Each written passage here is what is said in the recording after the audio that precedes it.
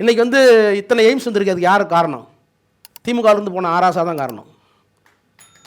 ஒரே எய்ம்ஸ் தான் இருந்துச்சு டெல்லியில், ஒரே எய்ம்ஸ் தான். நான் ஹெல்த் மினிஸ்டர்.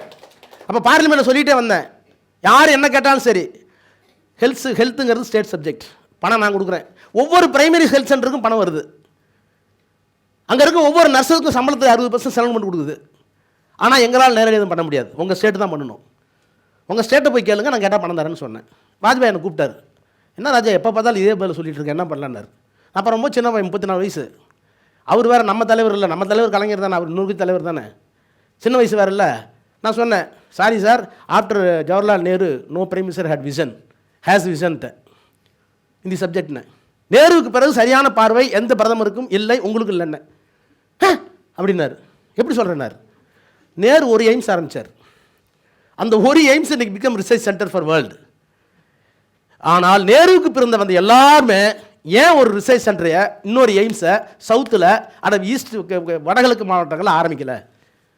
நீங்கள் ஆரம்பிச்சு அந்த பிரச்சனை இருக்காதுன்னு சொன்னேன். அப்போ தான் 10 எய்ம்ஸ் கொடுத்தாரு.